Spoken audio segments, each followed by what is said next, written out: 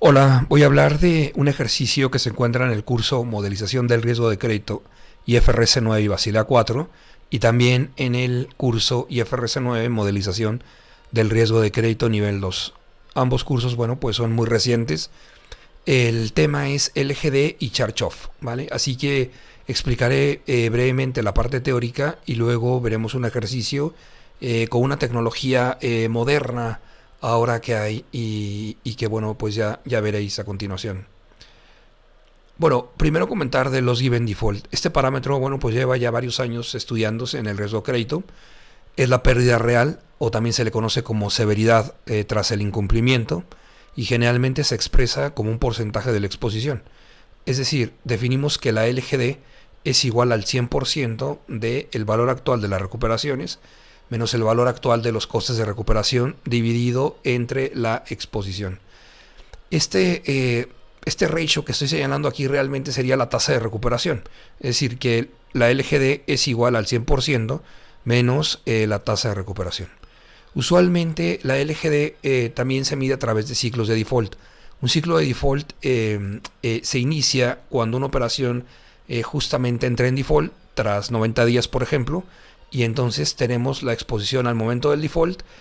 Pasa, por ejemplo, un tiempo y hay una recuperación del 10%, se generan costes y finalmente se cierra el ciclo de default cuando se ha cubierto ya el 100% de la deuda, ¿vale? No obstante, un cliente podría nuevamente volver a entrar en default, es decir, que se puede abrir un segundo ciclo de default y entraría nuevamente se abriría otro nuevo ciclo entonces. Bueno, esta sería la fórmula matemática del enfoque de workout de la LGD a nivel de contrato o como se dice usualmente en América Latina es más bien a nivel de operación. En España se maneja más el término a nivel de contrato, pero bueno, es lo mismo. La LGD es igual a 1 menos la recuperación descontada, ¿vale? Esta tasa de descuento, bueno, pues puede variar dependiendo si estamos hablando de parámetros IRB o si hablamos de parámetros de IFRS 9. Por ejemplo, en IFRS 9 la tasa de descuento que se aplica es el Effective Interest Rate para préstamos a tasa fija y para préstamos a tasa variable el Current Effective Interest Rate. Bueno, esta recuperación entonces, bueno, hay que restarle los costes que para Basilea 4, bueno, se aplicarían los costes tanto de directos como indirectos. Es decir, directos podrían ser, por ejemplo, gastos judiciales si se hace por ejemplo, una ejecución hipotecaria, pero los costes indirectos estarían relacionados, pues, por ejemplo, con salarios, bueno, con, por ejemplo, lo que sería luz, telefonía, etcétera. Estos también se deben descontar a la misma tasa de descuento y luego dividirse entre la EAD. Con esta fórmula, entonces estimaríamos a nivel, por eso dice I, que sería a nivel de contrato, bueno, las LGDs que tuviésemos, evidentemente con información de default. Y posteriormente estimaríamos LGDs medias. La LGD media, bueno, la podemos estimar a nivel de producto. Y con eso tendríamos entonces una estimación para las operaciones nuevas de lo que posiblemente pudiera llegar a ser su LGD de cara a futuro. Ahora, el charge-off es realmente una declaración que hace, por ejemplo, un banco cuando el importe o la deuda que tiene, pues ya la ve como incobrable realmente. En España se le conoce esto como saldo fallido y en Latinoamérica como saldo castigo, ¿vale? Ahora, el net charge-off, que es un tema muy importante, que es el que veremos, sería también la diferencia entre el gross charge-off y las recuperaciones. El charge-off realmente lo que hace es que reduce contablemente el stock que hay en las provisiones. Bueno, entonces podríamos preguntarnos, ¿el net charge-off es la LGD? Pues la respuesta es que no, porque el net charge-off es una pérdida contable, mientras que la LGD es una pérdida económica y que considera definitivamente el valor del dinero en el tiempo. De ahí que por eso los flujos se descuenten a valor actual. ¿Vale? En un estudio público del JP Morgan se puede ver, por ejemplo, que en su portfolio, por ejemplo, de empresas corporativas grandes, la media del net charge-off resultaba del 23,8%, mientras la LGDA del 41,6%. En mercados emergentes, por ejemplo, se veía, dentro del portfolio de JP Morgan, se veía entonces el 25,8% del net charge-off frente al 42,2% de la tasa de LGD. O sea, podía pensarse entonces que, no es una regla obviamente, que la LGD pudiera ser el doble que el net charge-off. ¿Y por qué pasa eso? Bueno, pues realmente es el efecto justamente del descuento que hay en el tipo de interés lo que crea esa diferencia tan importante. Ahora, ¿por qué modelizar el net charge-off? Bueno, primero que nada, los bancos americanos lo emplean dentro de la metodología del CCAR, que sería el Capital Comprehensive Analysis and Review, que utilizan para el stress testing, y también la ocupan algunos bancos que no disponen de LGD. De hecho, en el IFRS 9, por ejemplo, se puede emplear como un modelo alternativo a la PDE y LGD, que es el modelo de deterioro loss rate, ¿vale? Ahora, los bancos europeos, pues son más propensos realmente a utilizar metodologías de PDE y LGD. ¿Qué metodología es mejor? Bueno, pues aquí depende, porque sí que hay incluso libros que hablan de que es mejor utilizar el net charge-off para lo que son carteras tipo retail, que por ejemplo emplear los modelos de PDE y LGD. Y otros, pues dicen lo contrario. Entonces, yo creo que lo mejor es tener un benchmarking. Es decir, que si un banco quiere tener un benchmarking, pues puede hacer un modelo de net charge-off o un modelo de charge-off como el que nosotros a continuación veremos. Así que vamos a ver un ejercicio, ¿vale? En R y en esa nueva tecnología que os comento, que es Jupyter Notebook.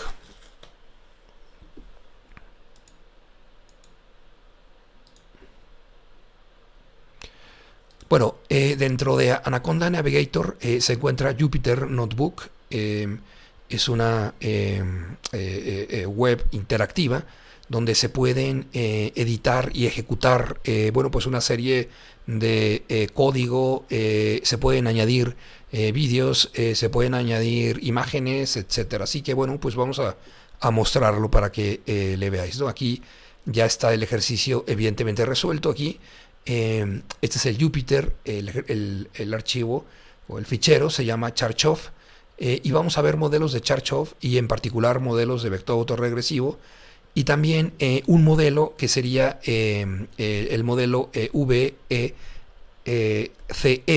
que quiere decir Vector de Error Correction Model. Estos modelos de corrección de error se utilizan conjuntamente con los modelos de vector autorregresivo. Así que fijaos, aquí hay una imagen, la imagen que hemos puesto en alguno de los cursos que damos de IFRS 9. Aquí lo que estamos haciendo es cargar una tabla, ¿vale? del Excel, que aquí lo permite directamente entonces el Jupyter, y aquí ya está cargada la tabla, o sea que podéis ver ya todo ya en conjunto, es decir, imágenes, fórmulas, tablas, código, todo. Aquí, por ejemplo, lo que tenemos es una data real de Estados Unidos de variables macroeconómicas del 2000 al 2016, ¿vale? Así que tenemos varias variables, como puede ser el PIB real, el PIB nominal, tenemos los ingresos reales, nominales, la tasa de desempleo, la inflación, otras variables de tipo de interés a 3 meses, a 5 años, a 10 años, el prime rate, que es otro índice también de tipo de interés, el Dow Jones, que sería, el índice de la bolsa de Estados Unidos más importante, el precio de la vivienda, el precio del commercial real estate en índice, el market volatility, que sería la volatilidad del mercado. Y con ello vamos a hacer un análisis de estas variables, ¿vale? La variable que más nos interesa se llama la variable COCC, que quiere decir Charge-off Credit Card, ¿vale? Así que esta es la variable importante que vamos a medir. Esta se encuentra aquí, sería entonces COCC, que sería Charge-off de Credit Card. Entonces vamos a hacer un primer análisis, por ejemplo, un gráfico de variables. Aquí, para gustos colores, entonces, aquí hay muchas opciones que maneja el R. Fijaos que, bueno, eso no he comentado, que el Jupyter se puede programar tanto en Python, ¿vale? Como en R, lo cual lo hace súper interesante, ¿no? En este caso estoy utilizando R, ¿vale? Bueno, entonces lo que vemos aquí, código, es para hacer estos gráficos que tenemos, por ejemplo, del 2000 al 2016, ¿vale? Aquí aparece el PIB real. Fijaos que el PIB real aquí tiene una caída justamente en el momento de la crisis que hay tan brutal en Estados Unidos debido a estas al subprime, a las hipotecas subprime, y de ahí al tema de titulizaciones y todo, bueno, lo que conlleva. Estaría entonces el PIB real, el PIB nominal, aquí los ingresos, ingresos nominales, la tasa de paro, por ejemplo, bueno, pues crece de manera alarmante, ¿no? En el 2010, y luego, bueno, ya con la administración de Obama, pues sí que logra reducirla de manera significante. El tema de la inflación, que tiene una caída, esa caída se debe también a que se crea una reducción también del tipo de interés debido a las medidas que toma la Fed, llamadas easy quanting, ¿vale? Tanto para los tipos de interés a mediano y corto plazo y largo plazo, ¿no? Por ejemplo, aquí 3 meses, 5 años, 10 años. Y una variable muy importante que utilizan los americanos es el yield, el rendimiento que hay de empresas que tienen una calificación de triple B, porque realmente es como un termómetro realmente de bueno, pues de todo lo que es la economía americana. Luego también está aquí el mortgage rate, el prime rate, que también cae de manera tremenda. El Dow Jones tiene una caída importante y luego vuelve a subir. El precio de la vivienda, fijaos que, bueno, aquí se ve la burbuja como cae, es decir, sube muchísimo, luego cae, bueno, otra vez está subiendo. Hay que tener aquí eso en consideración en la economía americana. El commercial real estate también hace lo mismo. Y luego aquí vemos justamente que este índice de volatilidad pues es enorme en el 2008. Es decir, hay un pico enorme donde crece y se ve tremendo, ¿no?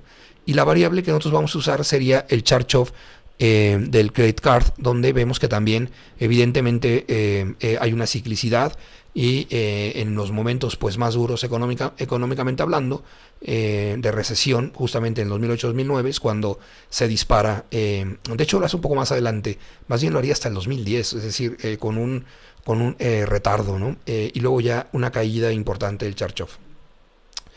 Bueno, aquí hay otras variables. Esto también lo podemos ver en histogramas. Fijaos, estos histogramas que bueno, que salen aquí en conjunto, me han gustado y los he puesto así, con todas las variables. Aquí podemos, bueno, ver detalles, por ejemplo, el charge-off, bueno, hay valores entre el 2 y un 12% aproximadamente, pero también se pueden ver estos mismos valores en función de densidad, que es mucho más cómodo apreciarlo y verlo, ¿no? Por ejemplo, aquí los valores del yield del triple B, que os decía, pueden oscilar entre el 4 y el 8%.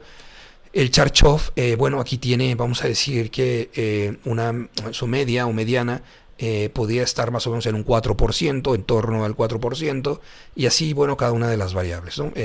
La volatilidad, pues aquí con valores extremos definitivamente que llega a tener. El PIB, bueno, pues un poco más controlado, entre un 0 y un 2%, vamos a decir, de media, etcétera.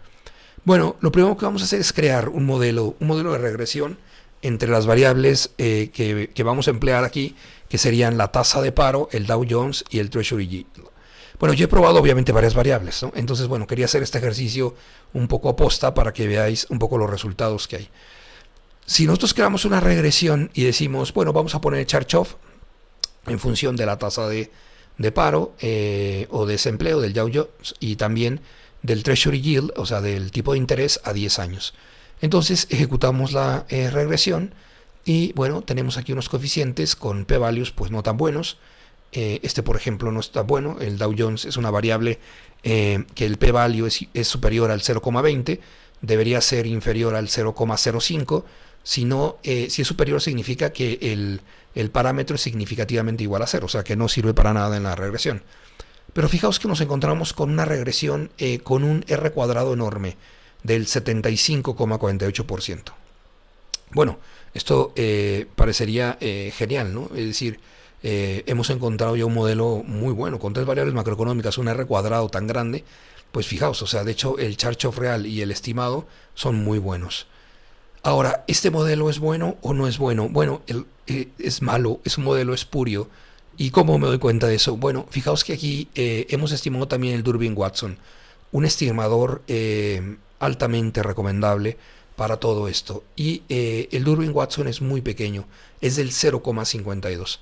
Hay una regla de oro, ¿vale? Que os sugiero siempre usar, que es que para determinar si la regresión es falsa, o también le llaman algunos econometristas espuria, el Durbin-Watson tiene que ser inferior al R cuadrado, y lo es, ¿vale? 0,5 es menor que 0,75, por tanto la regresión es falsa. Es decir que a pesar de que creamos, oye, mira, hemos encontrado una buena R cuadrado y esto puede funcionar con el tiempo, las estimaciones van a ser imprecisas y el modelo va a ser inestable. ¿Vale? Aquí vemos, por ejemplo, lo que hace la regresión.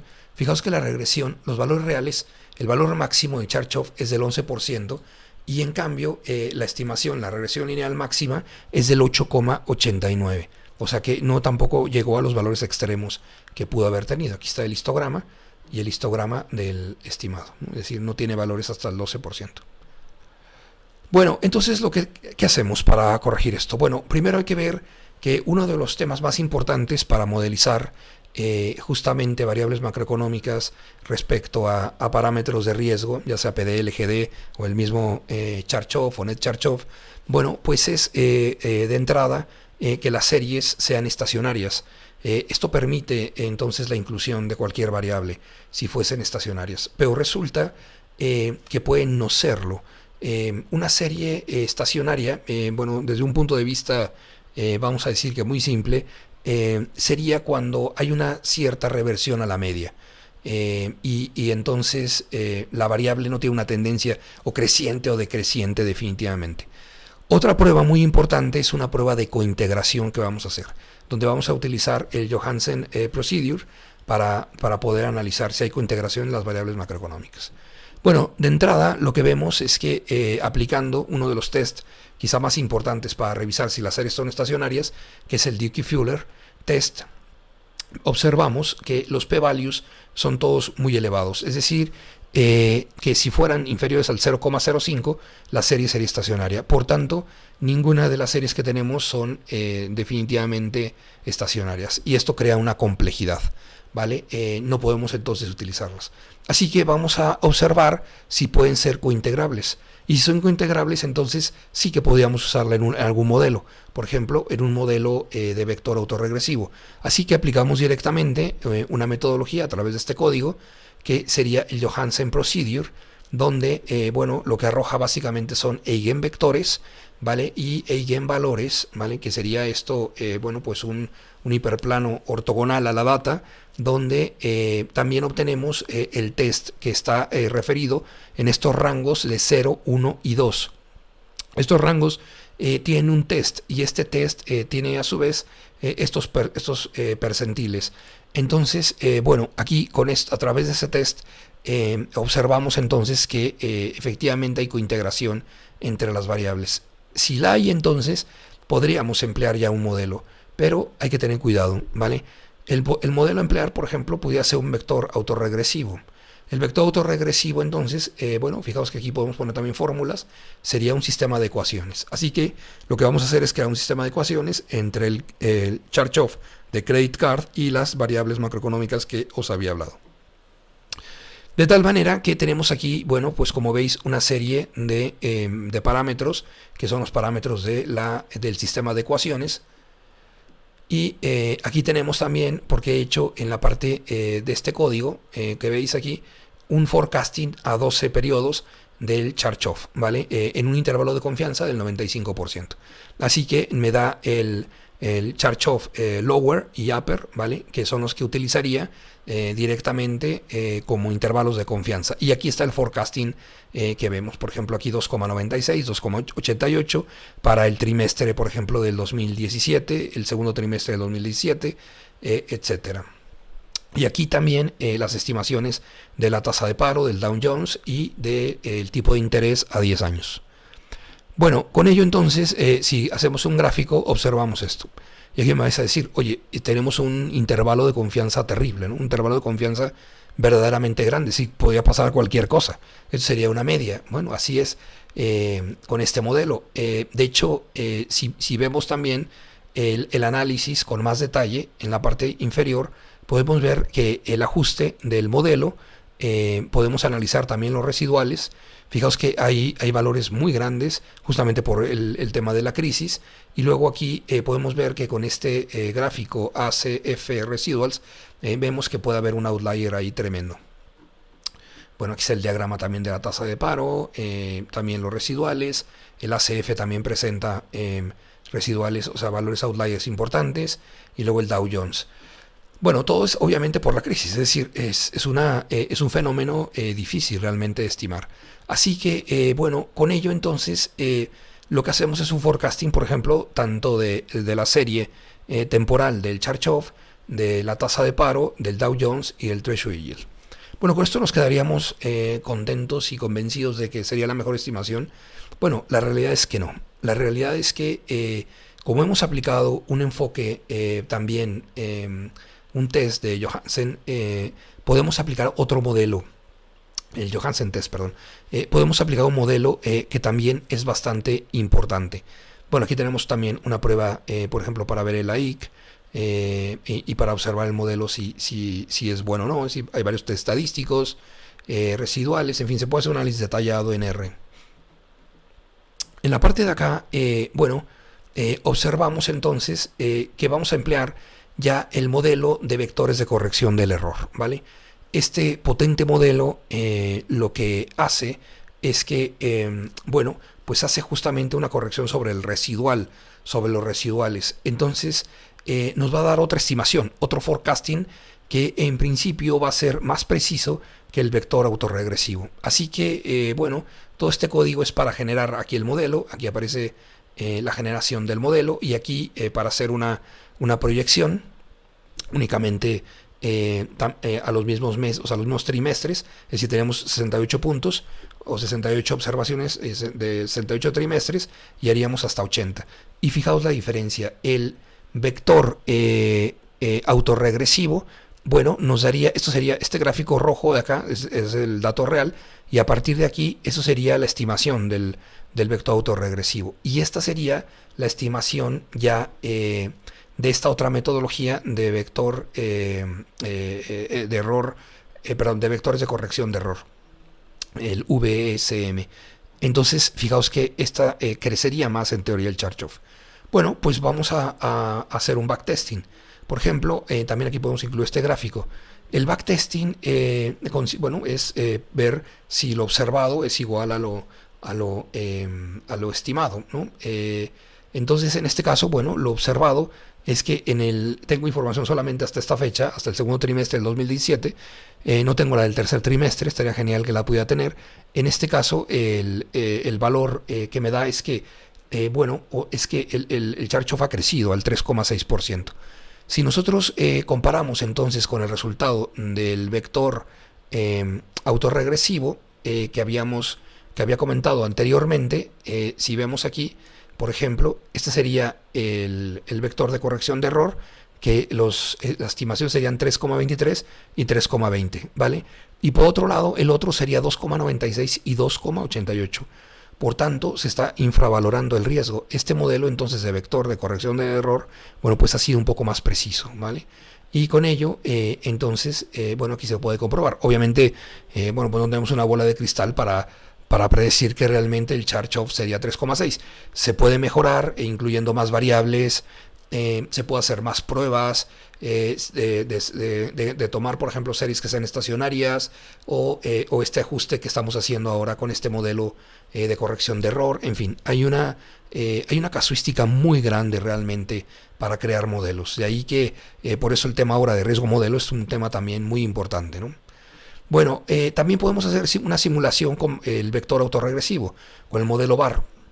Aquí lo que he puesto son todos los parámetros y entonces, bueno, he generado una cantidad de histogramas para hacer 1.000.000 de simulaciones, ¿vale? Y ver cómo quedarían entonces los valores del, en este caso del Charge-Off, de la tasa de paro, del Dow Jones y también del Yield a 10 años.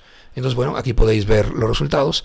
Esta sería la estimación. Fijaos que también hay valores negativos y eso pues no podría ser en el Charge-Off. El Dow Jones, el Treasury Yield y la tasa de paro, ¿no? Bueno, con esto, ¿para qué nos ayuda esto? Bueno, con esto podemos generar escenarios también. Podemos definir percentiles y sobre ellos descartar aquellos que no sean razonables, es decir, que el valor sea negativo, y utilizar valores positivos. Bien, ahora podemos hacer también una proyección ya usando el vector de corrección de error. ¿Por qué? Bueno, porque también con este modelo podemos generar también sendas o trayectorias a través del futuro, ¿no? Por ejemplo, en este caso he hecho una simulación únicamente con 100 escenarios, solamente para que se vea visualmente. Aquí sería el modelo. Que es el modelo de vector de corrección de error, y en la parte inferior, bueno, pues aquí hacemos una simulación del Charchov, es decir, con las posibles trayectorias que pudiera llegar a tener en algún momento dado, ¿vale? Entonces, bueno, de aquí se pueden generar también simulaciones que en principio serían más precisas, y además son simulaciones a lo largo, por ejemplo, aquí de los siguientes 15 trimestres que crearíamos. Bueno, pues esto es un poco un ejercicio bueno, que nosotros hacemos en los cursos. Como conclusión, os puedo decir entonces el tema de la LGD frente al Net Charge-Off.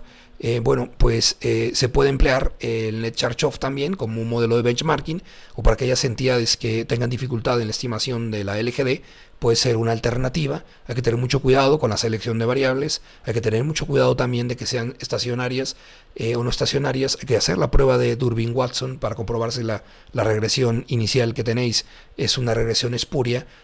Os aconsejo utilizar un vector autorregresivo, o también un vector de corrección de error como el que os he mostrado.